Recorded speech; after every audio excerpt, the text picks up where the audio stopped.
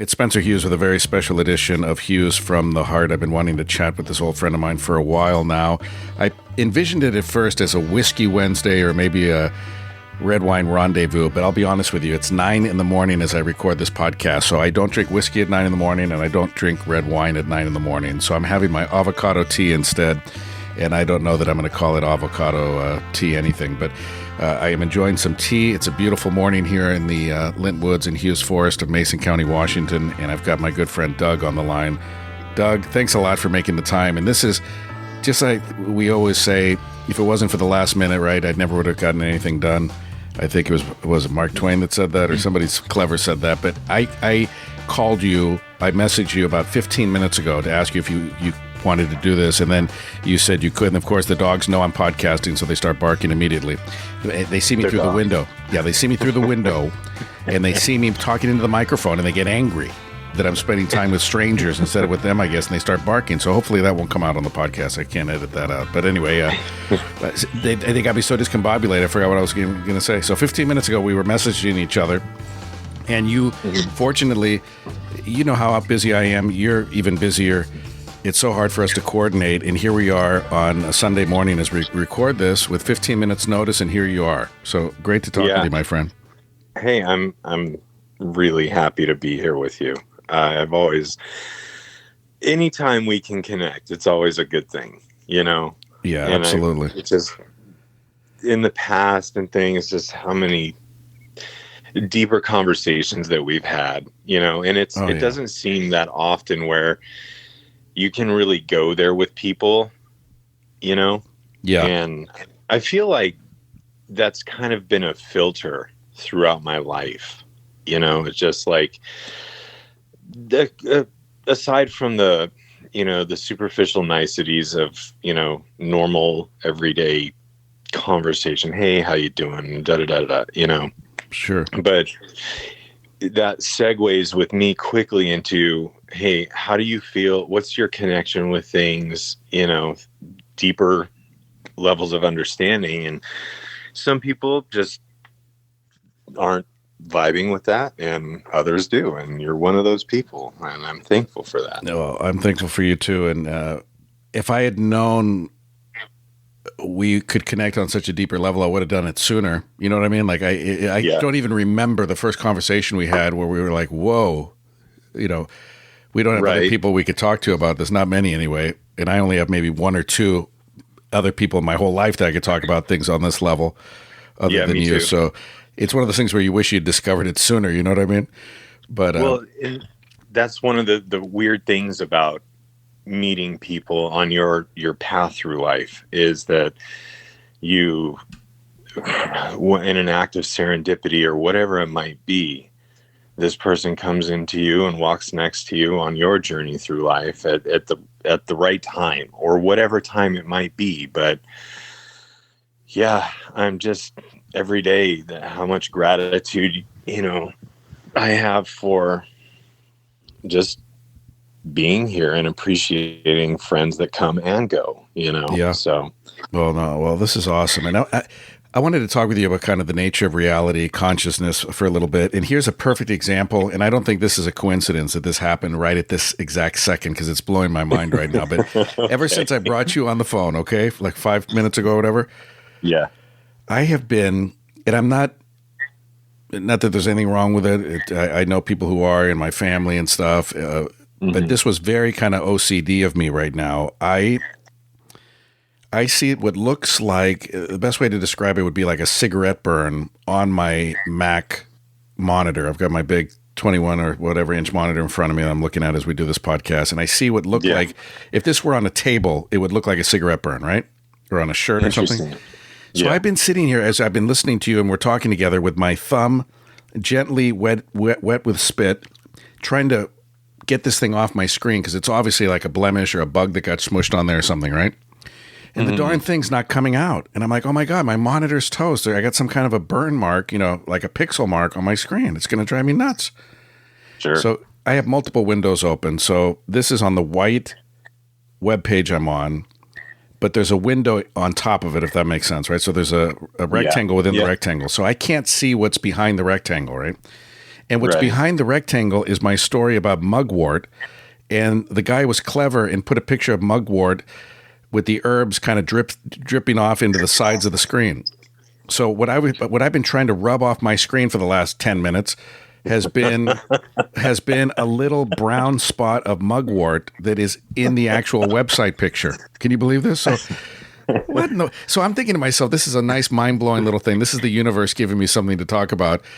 How do we know when we look at reality and we're so sure that this is a cigarette, well, not a cigarette stain, but some kind of a pixel stain or a pixel burn on my screen, and I'm sitting here trying to get it off with my spit?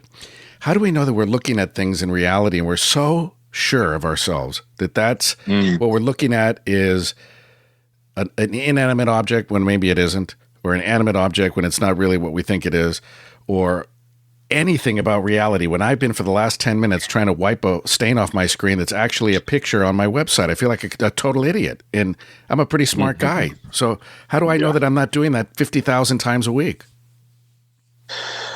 Yeah. Well, that's a deep philosophical question. And, Descartes is one that, looking at the ball of wax, how do I know this is real, right? You can feel it, and you can, and then you have what this smudge on your screen was an illusion, to some degree, or you thought it was something physical that you could remove. So, the way the brain processes information, especially visual information, is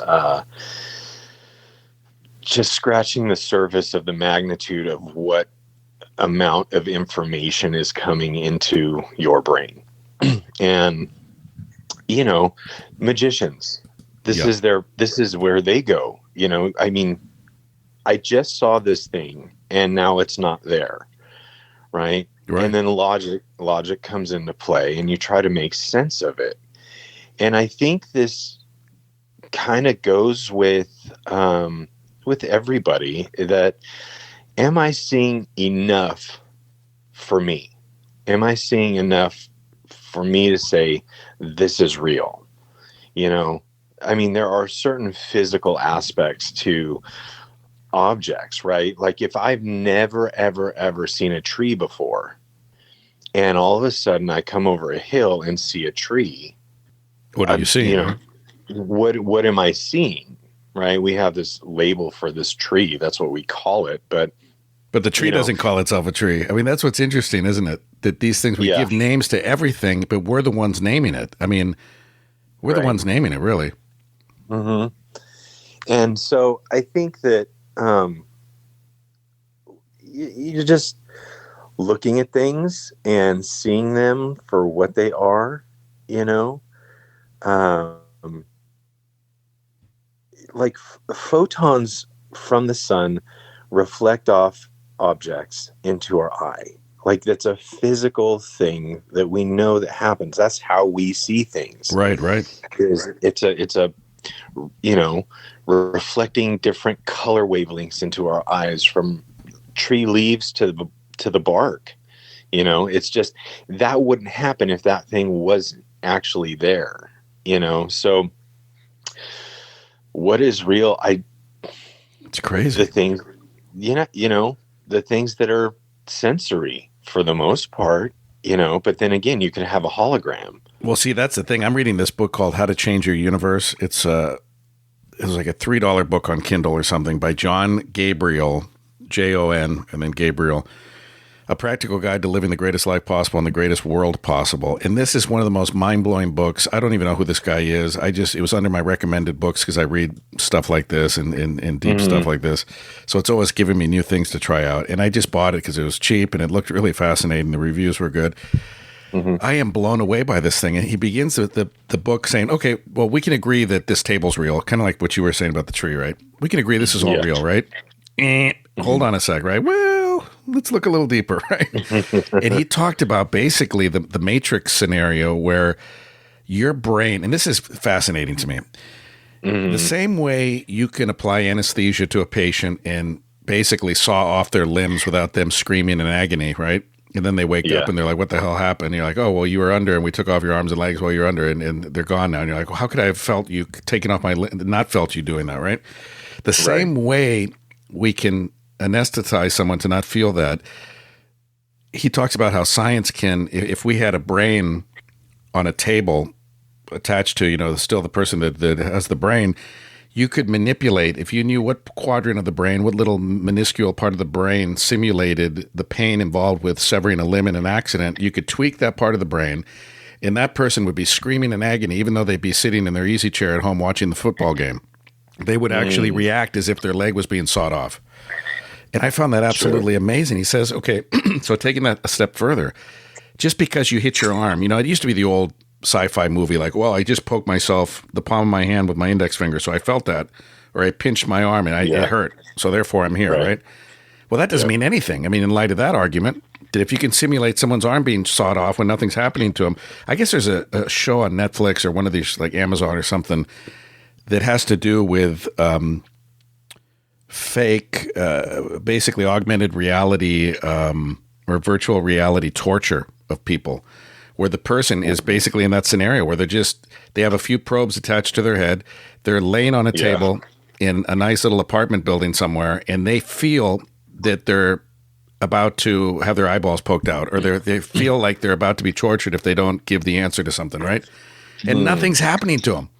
They're laying there completely in a safe environment, and they don't even know it. They think they're under huge duress. They're under physical, exhaustion and pain and manipulation, and nothing's happening to them.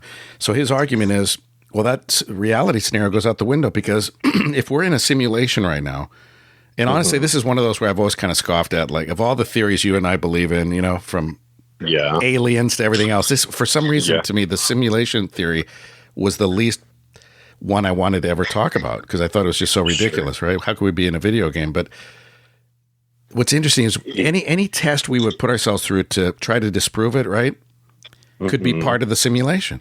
Yes. Yeah, sure. And it's mind-blowing when you think about that. And he says in his book, I have no answers, but these are things that I believe could be going on, and you can't disprove it. I can't prove it, but it's a pretty amazing theory to have out there, that our brains are all in a petri dish somewhere, and some grand scheme of things, intelligence or non-intelligence or something is poking the probes in the right place. And we feel like we're in love. We feel like we're dying. We feel like we're sick. We feel like we have COVID. We feel like we just got into a car accident. We feel all these things, and none of it's happening. Right. Yeah. And so that's the other thing too. I mean, I've ever since The Matrix came out, right? The concept and the idea that it really is just, manipulating or augmenting electrical circuits within a biological computer, which is essentially your DNA is a biological program, like it's incredible. And to see that, I mean, me being, a believer and I follow Jesus Christ and stuff like that, it's like, if this is here, wouldn't there first have needed to be a creator or something like that? And it's like, okay, but to what end? I don't know. To me, it seems like it could be a program, it blows my mind, but you have weird things like events, or, I wouldn't necessarily say like a glitch in the Matrix or something like that, but, people being able to do what seem like superhuman abilities or unnatural abilities, seeing apparitions or anything like that. Like, gosh, man, it's crazy, isn't it? That's a big one. Yeah. Well, he references this guy, Hugh Everett, who he says was the first person to propose the many worlds theory in physics. And it's an idea that there are an infinite number of worlds existing simultaneously, right?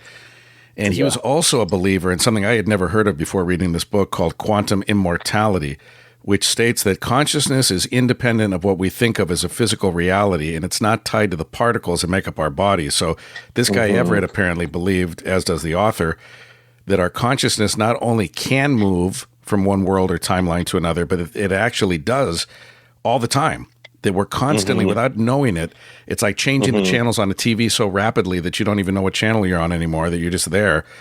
You can go from a soap opera to a war movie and back and forth to a comedy to this, a documentary.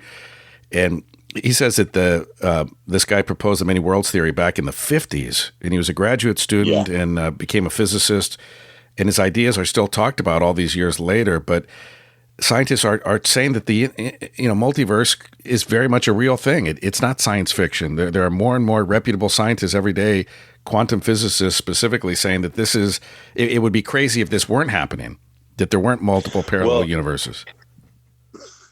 Yeah, and I remember, 'cause I got into physics at a pretty young age, and I've always been more towards that philosophical side, which kind of segued into the quantum realm, right? It takes some abstract and almost creative thinking to really try to grasp what that means. And when I read Schrodinger's Cat, for example, and then when I found out about Heisenberg's duality principle, and when I first saw the demonstration of saying, okay, here's a photon firing at one target, and it's absolutely predictable if you're not looking at it. Yep. How is it that the mere act of recognition of a photon will move it? There's no intention behind it. There's no, I wish for this photon to go over here, or maybe I can envision it over here. Just the recognition that, it moves.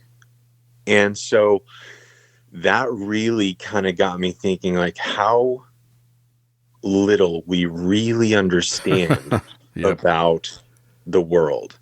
All the things that we can see and touch, and this is how we act and how we live and exist in this plane of existence. But I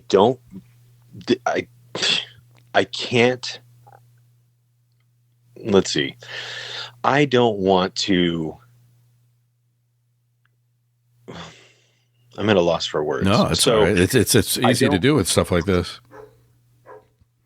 It's hard for me to think that there isn't anything else but just this, because again, I think it was Russell Brand who was saying we only see in a narrow band of radiation, right? Yeah, absolutely. There's a lot of light we can't see, and he talks about that in his book. There's a lot of light that humans cannot see, and so if we can't see it, but say birds of prey are able to see in ultraviolet wavelengths and things like that. I mean, what does the world look like to them? Doesn't mean that the world isn't any different. It's just their perception. They're able to see things that we can't. And it's, with that kind of evidence, I just can't believe that there isn't another level of existence. And me, again, with the, spiritual background or religious doctrine that I follow, it certainly makes sense. If you've ever looked at how the Bible explains what angels look like, they look like 4 or 5 dimensional beings, so why wouldn't there be? Okay, so let's take that into the world of, apparitions and things like this. I mean, is there some perturbation in the fabric of space and time where this bit of energy was able to manifest here? And the other thing too is the properties of water. Water is incredibly interesting when you get into it, but we're mostly water. And are we able to tune in and therefore make things more attractive or attracted to you? Are you able to, just by your existence, maybe your thought patterns and things like this, move, some sort of fabric Yeah. in space and time for something to come and manifest. I don't know. But it only, there's, like I said, there's a lot to yet to be discovered. Well, it's interesting. I've always thought it was fascinating when I heard, how much of the planet is covered in water, right? And then you look at how much of our body is water and how much, I didn't realize the brain is largely water. I mean, it goes back to water, and it really is incredible. And then I think about the tides and the rising tides, the lowering of the tides. I think about the manipulation of water. I think about how water, going back to the Tao and other, writings, that it's try to be like water, right? Like if you try to like grab water in a stream, I mean, you can't really try to cup it in your hand, but it will find its way out of your fingers and through your fingers. And yet water can carve mountaintops, right? I mean, it can carve gorges. It's incredible. I mean, of course, it takes thousands and millions of years to do this, but water is seemingly one of the most gentle things on the planet, but it's also one of the things that can carve canyons. Yeah. Oh, for sure. It's really incredible. The mysticism, I think, of water and why we have so much water, why we're made up of so much water. And then he talks about the empty space in our bodies, excuse me, and the emptiness of space and how much is emptiness as well. That's always fascinated me too, that in between atoms or in between whatever they are that make us up, there's so much distance in between them that we're largely almost nothing. I mean, we're largely water and then we're largely nothing. Yeah. We're mostly space with a little bit of water. Yeah. I mean, what in the world is that all about? I mean, and if you tried to create that, I know we're hell bent on making robots for whatever reason. We need to have robots. But no one's talking about making a human. I mean, the closest thing is cloning, of course, but that's not the same thing as starting from scratch with a little bit of flour and a little bit of sugar and, some craisins and saying, I'm going to create a human being out of this. They can't. Right. Out of all the things we could do, we could put a camera on Mars. We can put a baboon heart in somebody. But we can't create a human being. Yeah. I mean, well, yeah.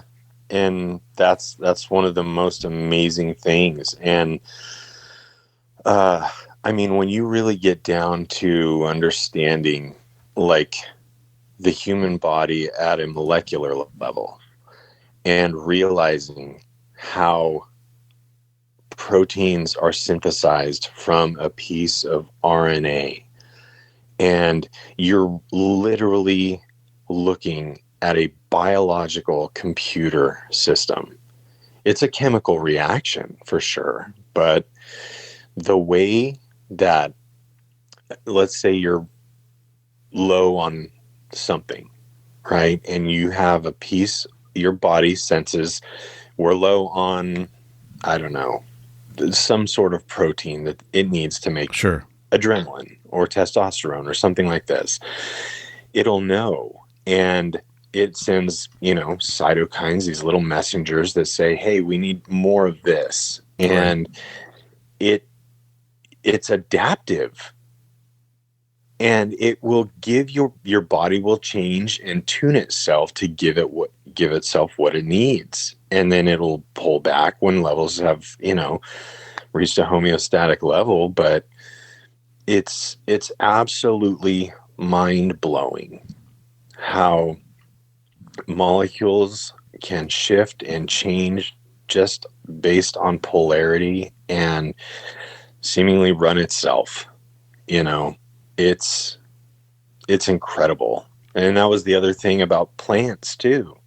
The plants machinery, it needs photons. And photons come down, they hit this little piece of magnesium that hangs off this stack of things called thylakoids.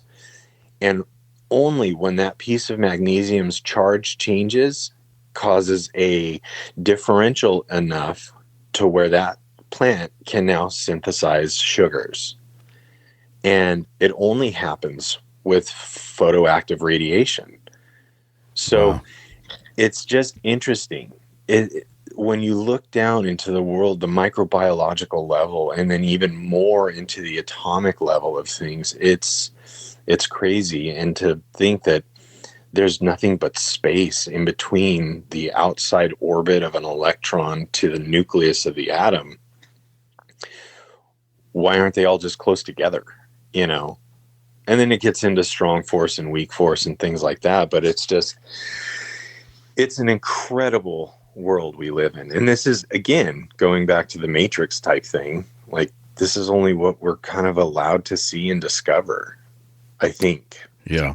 And I think we're getting closer and closer to knowing more. And that's why I feel like we're on the brink of something, don't you? I think we've talked about this before, that we're on the verge of something. And a lot of people think it's, you know, with crazy people like Putin out there trying to take over the world, we're on the brink of disaster and annihilation, and that could very well be. But I think on the other end, we're on the verge of something so close to being just utterly miraculous. I don't know if it's discovery of alien intelligence. I don't know. But I feel like there's kind of this convergence, don't you, into truth or something, like whether it's it just seems weird that all this stuff's happening at the same time. We have a growth of consciousness. We have all these documents about UFOs and all this kind of disclosure stuff coming out.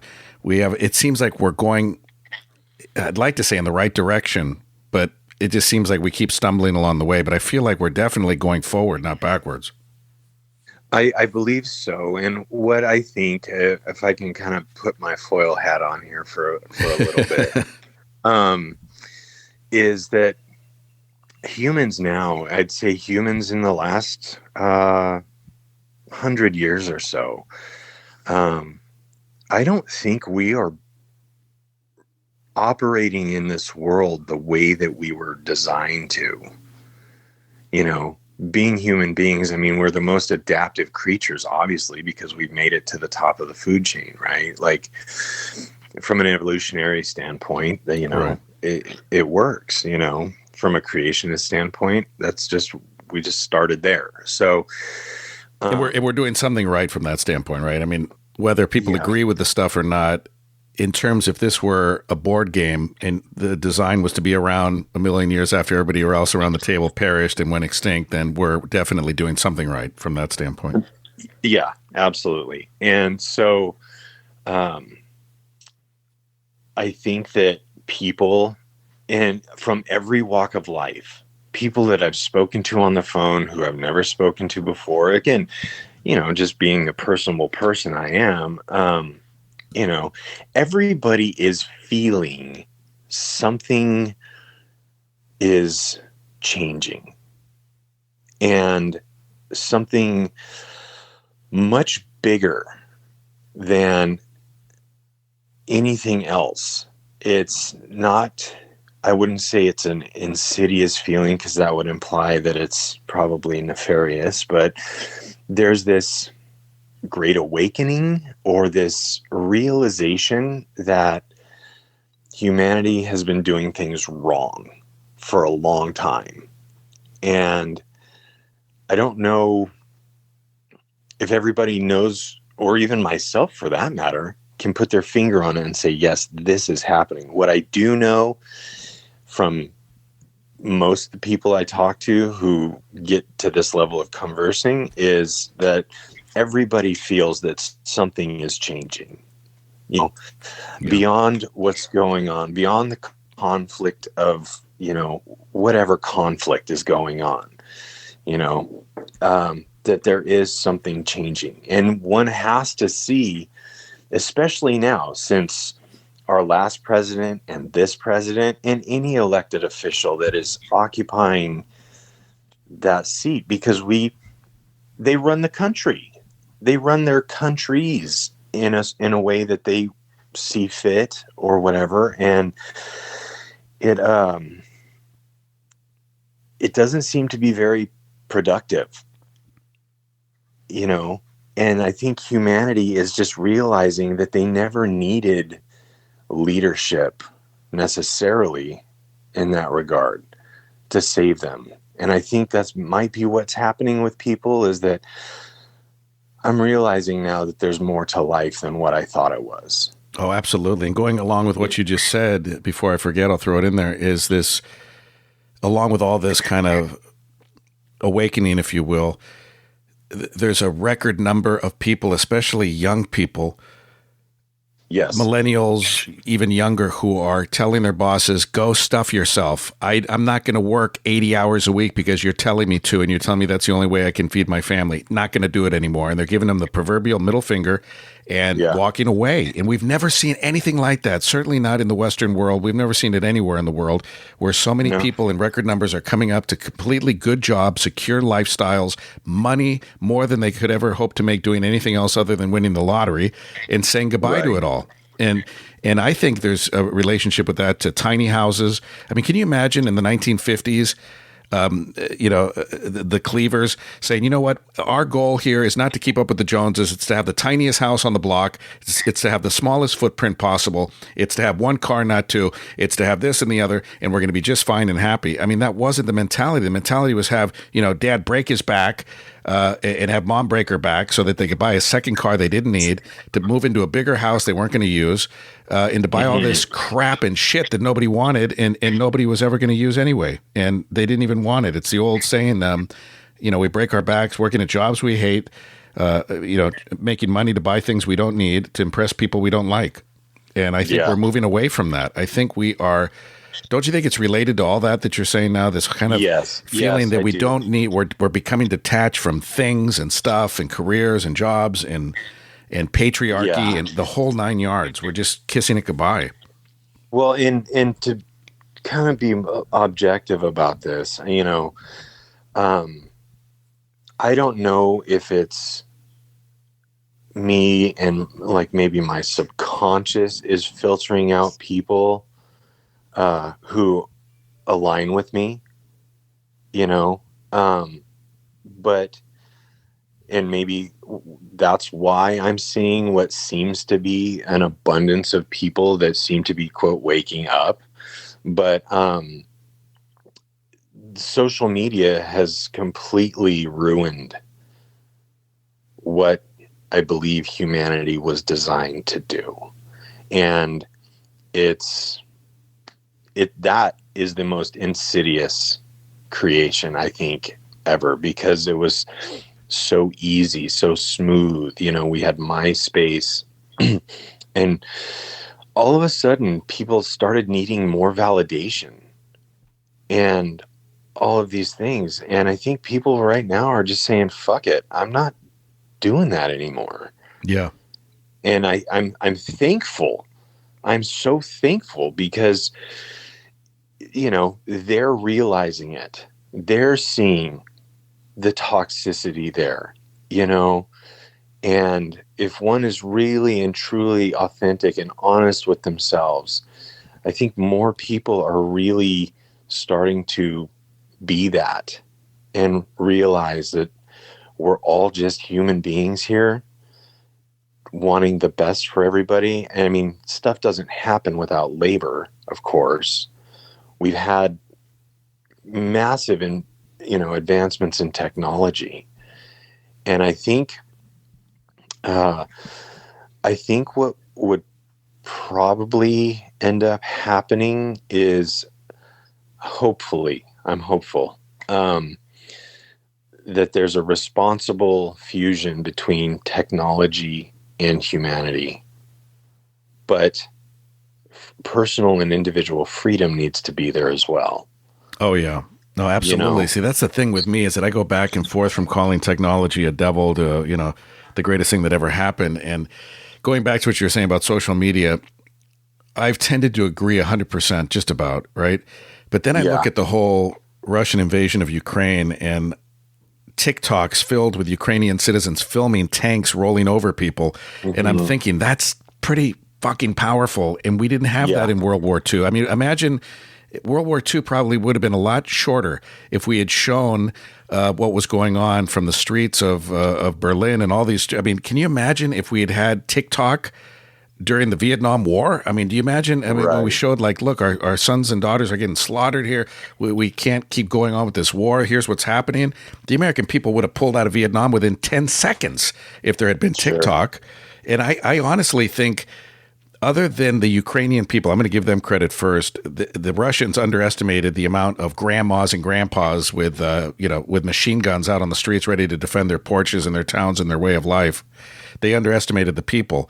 But I think they also underestimated the power of freedom of technology and freedom of information, which a lot of the Russian people still don't have all these years after the collapse of the Soviet Union. And Putin just got rid of Instagram. He just got rid of Facebook. I don't know how he does that, but he pulled the plug on Facebook and Instagram, and now his people can't even exchange information freely. But don't you think that has a lot to do with it as well, that it accelerates our problems, but at the same time, I think, I'll go on the record as saying this, mass invasions a la Hitler will never, ever, ever happen again in the age of TikTok and Instagram and technology, because the free world won't allow it. There'll be enough pissed off people that will see the images of women being killed in the streets and say, you know what, you little fucker, you're not going to get away with it. No, seriously, you're not going to get away with it. Yeah. And I think that's one of Putin, other than the grandmas and the kids and everybody getting together defending their cities, which is amazing and beautiful to see. You also have 10,000 social media videos going out every hour that show just the barbarous nature of this man and the blood and the guts on the streets, and that's waking people up too. Yes. I think, now, I have to say this objectively. The only information that I'm getting about this situation is fed to me through the media. Well, see, I would disagree because TikTok isn't the media. TikTok's your average uncle who's out there with a gun in one hand and a cell phone in the other, right? Right. I don't really TikTok. I mean, Facebook is about the only thing I have, and that's, Well, I used to laugh off TikTok, honestly, because I thought it was all a bunch of tweens doing stupid dances and getting 80 million viewers. But I'm seeing it more and more as people... They're showing good deeds. There's TikToks where people will go up to a homeless person and say, what would make you really happy today? He goes, you know what? I'd like to have a pizza. I haven't had one in 30 years. And then they treat the guy to a pizza and they get him a haircut and they do all this stuff. And that warms your heart. I mean, that's not the media doing it, granted. That's not CNN or Fox doing that. It's individual people doing that. But I'm seeing more and more of that. I'm seeing more and more video channels of people doing good in the world, not just, loosening their blouse or taking their clothes off or dancing naked or doing stupid things. Right. I mean, and that's the thing. Would these people have given that man a pizza if TikTok wasn't around? Yeah, that's an interesting question. What is the real true motivation for this? Yes, they're doing a nice thing for somebody, but they're doing it so they get validation. So it's really, I think it comes down to a selfish intention behind this act of generosity. And, was it a good thing? Yeah. On the surface. Now, I can't tell somebody what their intention is, but it begs the question on a deeper level, would you have done this if TikTok wasn't there? And, I'm constantly looking for opportunities to help people, and I help people. And the best thing about it is I don't tell anyone I'm doing it. Yeah. And I have mixed feelings about that because I agree with you to an extent, but I also think a lot of people do it. Like, I'll do it. I'm guilty of it. I'll say, like, this lady, for example, during COVID, this was at the height of the pandemic, okay? She needed Lysol because her parents were immunocompromised and she had to disinfect surfaces. And that was when everybody was hoarding things, and you couldn't buy Lysol on eBay for $500 a can, right? That's the days I'm talking about. Right. So this is like maybe April of 2020 or something, right? And we had a bunch of Lysol that we weren't using, and we contacted her. It was a Facebook community post or something. We got together with the lady, and I posted about it. I said, but I did it for the intention of showing how doing a little thing like that can really impact someone's life. I mean, that woman cried when I handed it to her. You'd think I handed her a winning scratcher ticket or something. Sure. I mean, that's how happy she was. So I did it for that, and it wasn't to get listeners. It wasn't to get anything because God knows I struggle on social media. So if it was working for me, I'd have 1 million people by now. Right? All the good things I do, I should be one of the kings of TikTok, but I'm not. So isn't there something to be said about that? Like just showing by example, even back before TikTok, we'd have like community awards and stuff. I mean, like, what's the purpose of any award then? Like if you give somebody a medal for pulling somebody out of a burning house, is that necessary? Well, it's necessary to show gratitude, but also to show people in that audience watching them get the award that, hey, maybe I can make a difference like that. Maybe I could do something heroic, or I don't know. Yes. And no, you know what? That's a good way of thinking about it. And again, it comes down to the intention of the person doing the thing. I've, in probably the last 10 years, worked really hard on being grateful when somebody wants to give me recognition for something in front of other people, and, I graciously accept it, and I'm very thankful. But maybe it's just my nature. And I guess, it would just come down to the intention of the person doing the thing. And that's something that only that person can truly know. I can hope the best and hope that it did come from a good place. But in this world where the media has been incredibly bankrupt for the last 2 years, and I can't believe anything I'm told from this little rectangular box that I watch from time to time. Like, I question everything with a level of skepticism I never did before. And now, without getting political or anything, when you said the time frame, I'm surprised you didn't say the last 30 years, because I've been feeling that since the dawn of a lot of these networks. And you're saying 2 years, but I think it's gone on far longer than that. No, I mean, I haven't trusted TV news in half my life. Right. And I get that too. I think probably because I didn't really watch the news a lot until I was maybe in my later 20s. I watched news, as a teenager, and my parents, like Bill Clinton and the whole scandal there, and it's like, okay, I'm hearing one side of this, and I knew then that it wasn't something I wanted to give my attention to. And then again, being the last 2 years where everybody had nothing else to do except to watch the TV or, videos or whatever it might have been,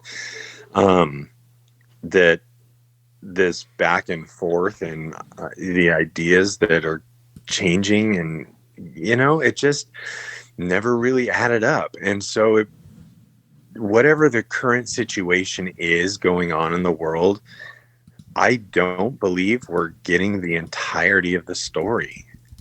And any other relationship, like, my spouse is leaving me and I don't know what I did wrong. I did everything right. And it's like, well, did you really?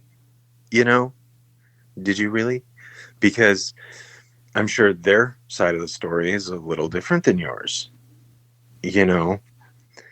And so everybody wants to paint the picture so their opinion is accepted. And it's tough. And I'd rather just deal with that on an interpersonal or a personal level with friends and family members and things like that than what comes across a TV who's sponsored by companies.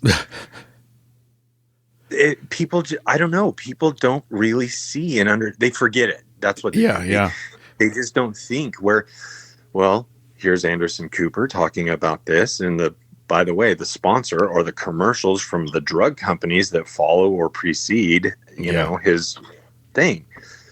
Like, they're talking heads. Right.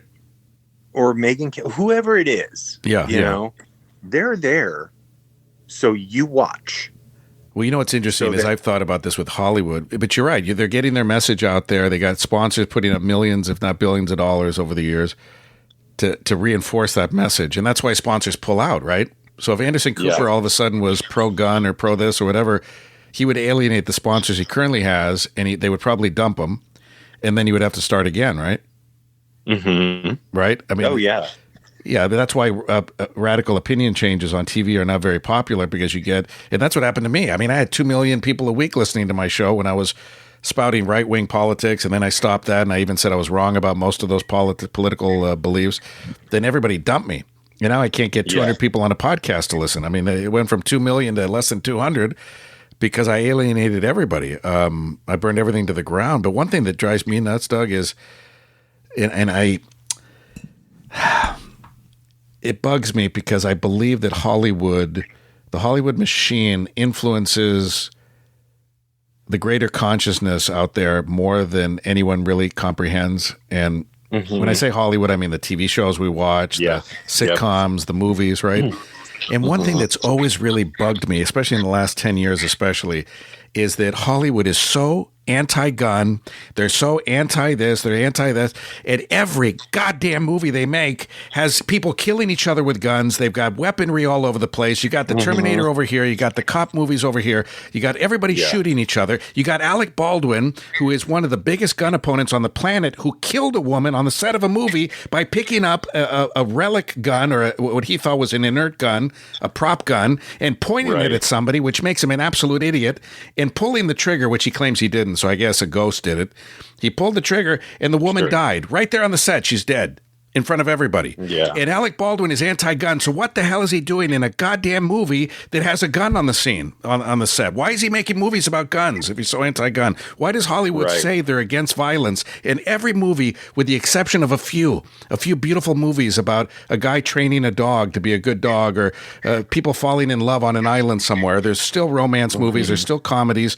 But the average movie, you look at it, whether it's Marvel movies, whether it's cop movies, whether it's Terminator movies, it's all ultra violent. It's all people killing each other. Don't even get me started on the horror movies where people are gutting people for no reason other than it's cool to see blood and guts on the screen. And yet they put this out into the consciousness, and they think it has no consequence. And it gets me so mad that people like Alec Baldwin, the best thing you could do is never make a movie that if he really had anything worth a damn in terms of his philosophy, he would say, you know what?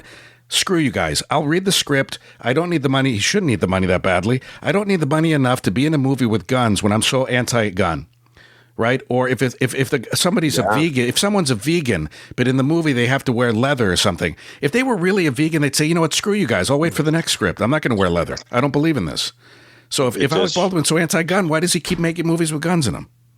Because everybody has a price. There is.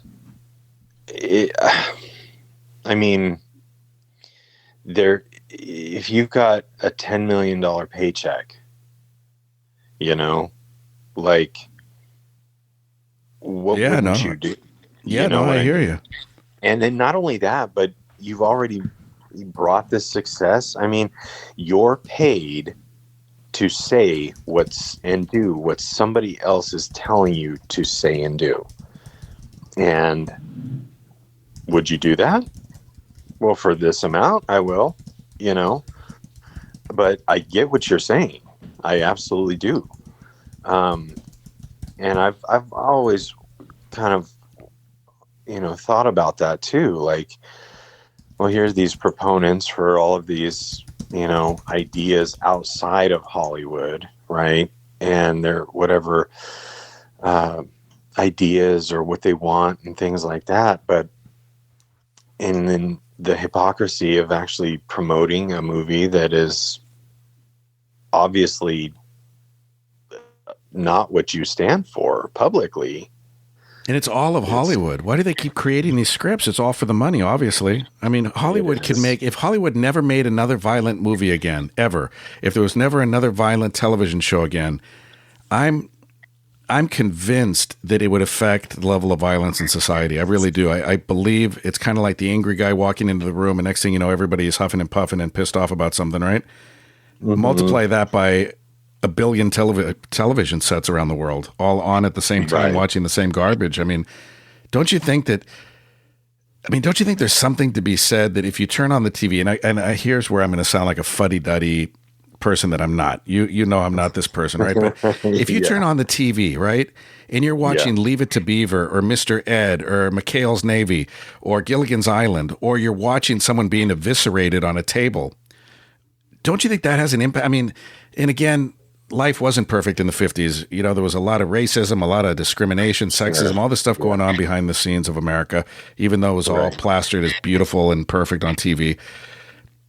But you're not going to convince me that the overall content that people digest doesn't have an impact on their psyche. It absolutely affects everything. Everything you read, everything you ingest visually, in an auditory fashion, the music you listen to. You're not going to convince me that the guy listening to a Beethoven symphony 10 hours a day is not going to think radically different than the person listening to cop killer songs 10 hours a day.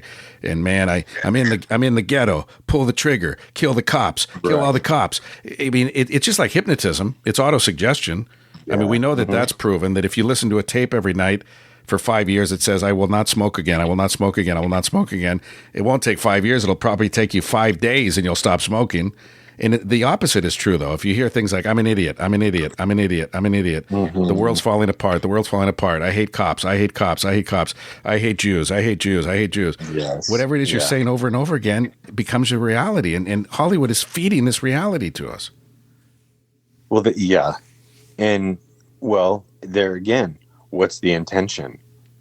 You know, they need to make movies that are more attractive for more viewers. Same thing with the news. We need hotter topics for more viewers.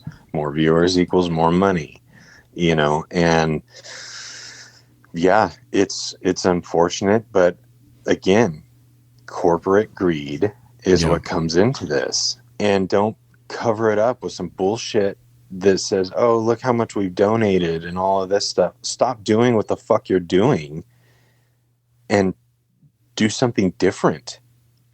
You know, I mean, the Marvel franchise, don't get me wrong. I enjoy the movies, especially like the symbolism in the movies too. But you know, it's a fantastic, it's fantasy, you know, but then you take real life scenarios of, you know, people getting shot or, you know, doing something bad to somebody else. And we're attracted to that. We're attracted to see danger, you know, we don't want to be in it, but we want to watch it, you know, and they know that it's human psychology and they're exploiting it. And that's really, I guess, the basic fundamentals of financial generation for the movie business. Yeah, and there's always been some level of this stuff in movies, even going back to the earlier days where they had to have the censor boards and stuff, or they felt they had to have them. But I always say that the main difference between the violence of Edward G. Robinson and the gangster movies, you know, the Al Capone movies and stuff, was that the bad guy always got machine gun in the street at the end. The last scene, the bad guy always lost.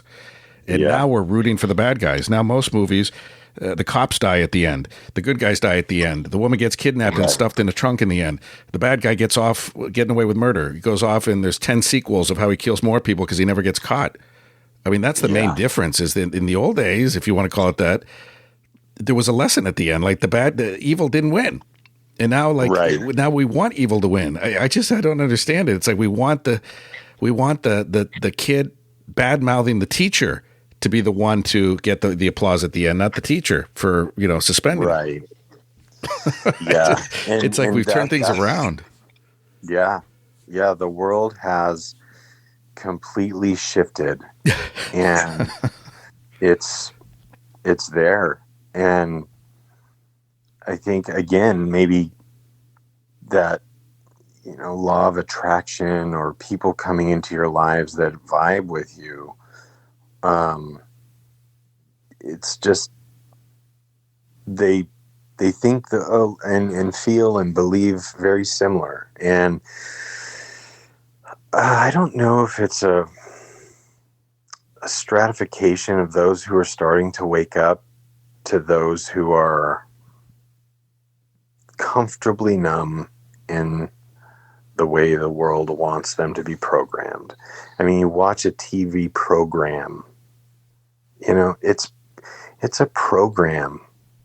It's holding your attention. I mean, anybody who has kids that are between 3 and 17, when they're watching a show and they're staring at the TV and their mouth is open and they're just there and you're saying, hey, hello. Hey, and you have to snap them out of it. That's what hypnotism is like. No, absolutely. You know, and so what's to say that there are not messages that are being provided in one way or another once somebody's focused their attention in that type of brain, you know, whatever state of their brain is in, you know? I don't know. I'd like to see what a CT scan or brain activity shows when somebody is in that state of mind, though. And are they more susceptible to programming? And then the show closes and they go about their day. And incrementally over time, these things have just changed and evolved into deeper and deeper programming to act and be a certain way. You know, social media really, I think, expedited things in that sense for what people think they should be doing, what goals they think they should have already achieved, you know, rather than just being happy with themselves and what they've done for themselves, you know.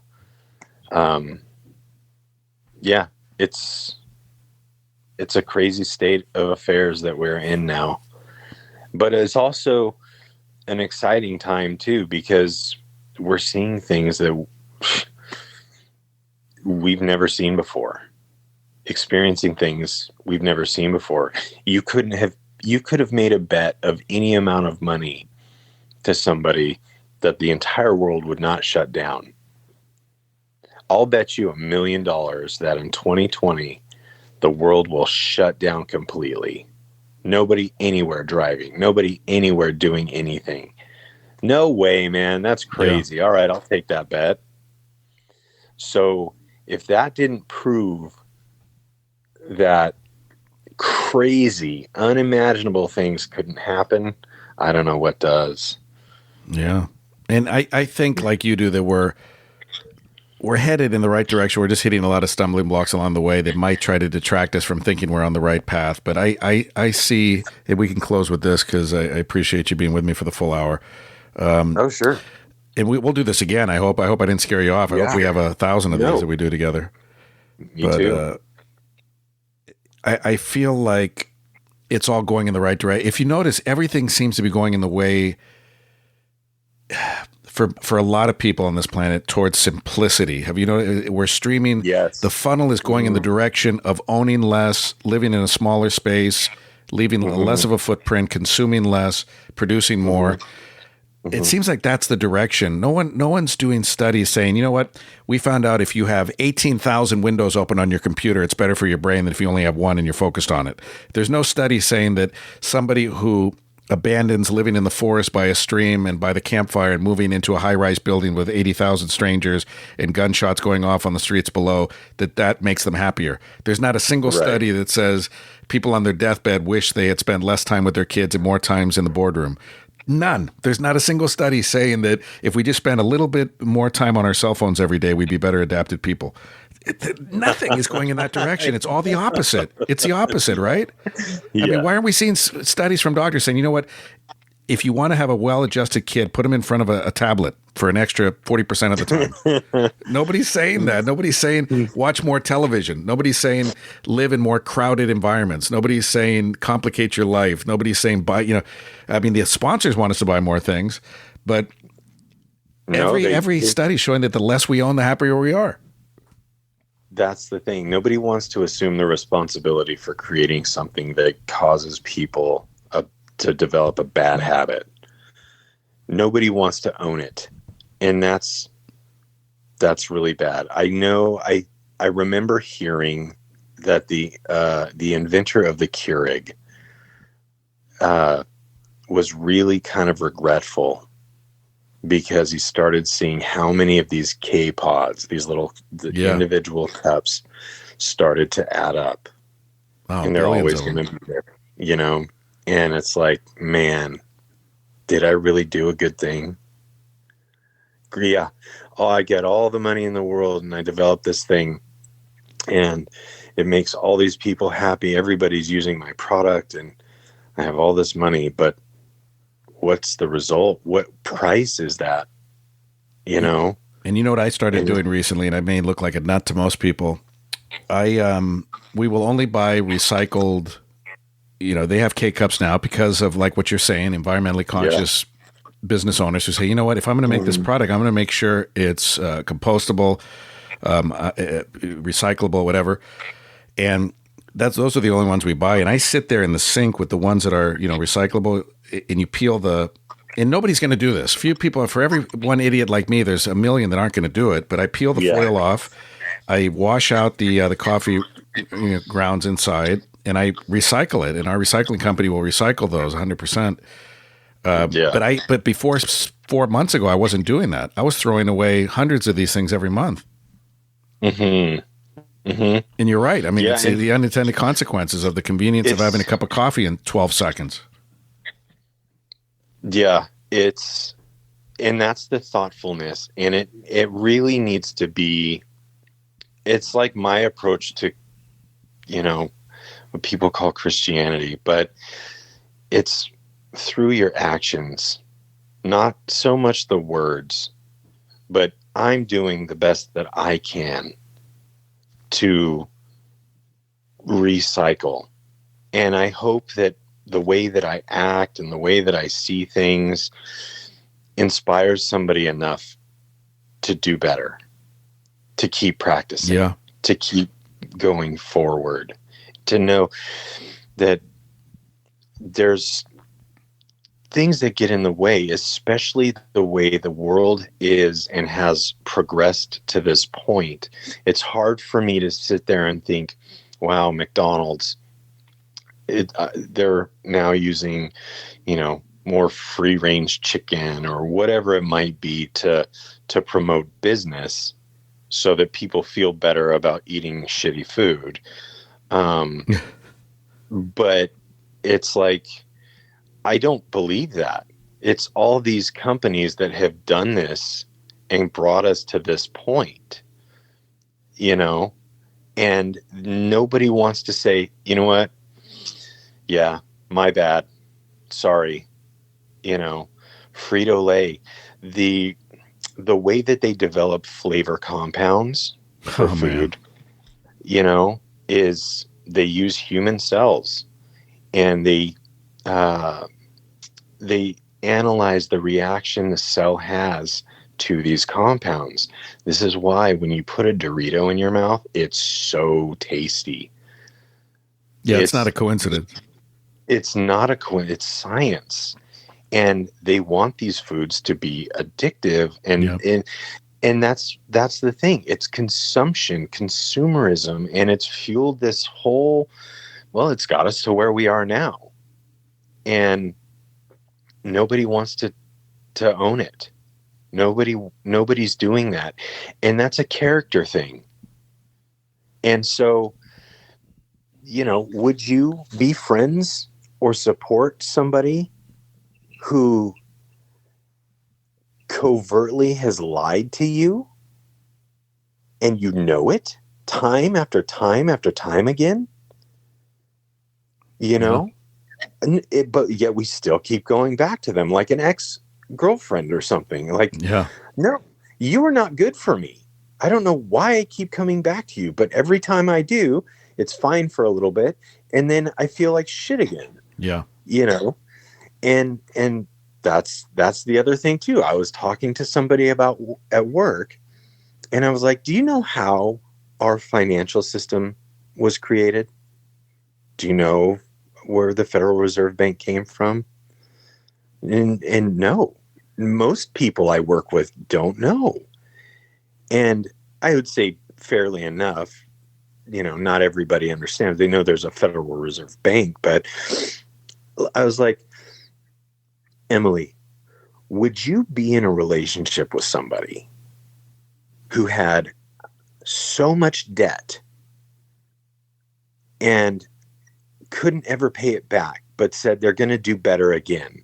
And then they go into more debt. And now they're taking you with them. And they've ruined your credit. You know, and she's like, no way. I'm like, well, this is what our country's doing. You know, this is where the mismanagement, why we put our faith in people who do this. I don't know. You know, it's mind-boggling to me why people keep going back. But yeah. Yeah, it really is incredible. Yeah, no. Hey, thanks for the conversation, man. And I hope, again, we just kind of wet your whistle here, and I hope you'll want to come back and we'll do this again. For sure. There's so many things. I want to do time travel discussions with you. I want to do all sorts of stuff. All sorts of deep stuff. I love how we just, and I want people to know we didn't rehearse this. Some people will say, well, obviously. No, I'm just kidding. There were no teleprompters. I didn't tell you really what we were going to talk about at all because I didn't even know what we were going to talk about. We just kind of talked. And that's how our talks go. This is exactly when you asked me like how this was going to go. I said, it's like you and me, you and I talking on the phone, except I'm recording it and other people are going to hear it. Yeah, that's exactly what this is. I mean, isn't it? I mean, really, it's just us talking on the phone, except, you know, people in 39 countries, 650 cities, you know, you're going to get all over the place. It's good. I hope that the more we do or the next time more people tune in, and maybe through our conversations, again, it'll spark something in them or motivate them in a way to do something new or think about something a little bit more. And you know, maybe have a little bit more forethought before doing something. And again, I'm not any perfect person by any stretch, but, you know, I just know that for me, I just want to be better. And I'm not competing against anybody else. I just want to do better than Doug was, you know, a week ago, than what Doug was, you know, yesterday. I just want to be the best that I can be. And that's the other thing too, because media will come in and say, hey, look at this guy and you can do it. You can do it. I'm sure I can. But how do I get my mind there, you know? And sometimes people, when the time is right for them, that's when they'll do it. I can't tell you. I can tell you because, you know, I was not a small man. You know, I'm a big dude. And I wanted to do something that was hard. Changing job careers from a nurse to something completely different, that was hard. Super hard. It's still hard. And I'm so glad I'm doing it. And I wanted something else in my personal life that was challenging. So January, I started doing 1 meal a day. Okay, that was doable. I did that for 2 months, 60 days. They say 30 days for a new habit. It's longer. It's longer. Yeah. But then I wanted to do something even more. And I wanted to eliminate all forms of sugar. And I did that. And now I'm, 19 days in. And lo and behold, how much better do I feel? I feel great. I used to come downstairs and my knees would pop, because that's what happens when you get older. But, my knees popped. And then one day I went and I walked down the stairs and there was no pop. And then I realized, wait, how do my knees feel? Because you don't think about your knees, really. Right. You get used to them being there, whatever state of pain they're in or whatever it might be. And then I do a little squat and I don't hear that fibrous, sound that they make. Like, it's not like crackles, but it's there. That's not there anymore. And I'm like, I think I can't do anything else but this right now. Yeah. So trying to get to where I want to go and transition again, for me, it was time for me that I'm doing this for myself, not because David Goggins is doing this or whoever other, person in the media for motivating and things. It was like, now this is my time. I'm ready to do this. And I gave myself grace for failure. And I tell my kids, like, look, failure isn't bad. Failure is the best teacher you can have. And it's okay to fail. It's okay. Contrary to what everybody else seems to say, failure is the best teacher.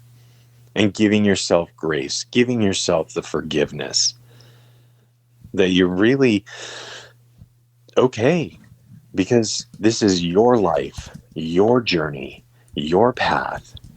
And when you start to get that, there's a lot of freedom.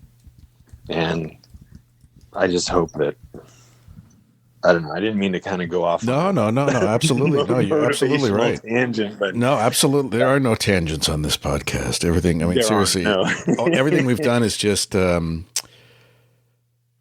telling you, there should be more stream of consciousness like this out there, you know? Yeah. Wouldn't it be great if TV shows, instead of being so heavily scripted and regimented and formulaic, they just like turned on the, you know, it was almost like what TV used to be, like live TV. You know, I mean, they would come up with jokes and ad lib, and, you know, that's the best way, I think. We're not going off of any script, so no apologies needed. Yeah, it's cool. Awesome. Well, I appreciate you, my friend, a lot, and thanks for giving me an hour of your time on a Sunday. I know you could be doing just about anything, but thanks for being with me here and with all the listeners. And I'm going to get this. I'm enthusiastic to get this up today, so I'll send you the link and share it around if you want or not. And I'm going to put it out there to the world sometime today, if that's okay. Yeah, for sure. Like I said, I'm thankful for this, and I hope we can do it again. Well, I appreciate it, my friend. Thank you very much. All right, I'll talk to you later. Take care. That's my good friend Doug, and we might call this Deep Discussions with Doug, because I like alliteration. But anyway, we will continue with another episode real soon here of Hughes From The Heart. Thanks for being here.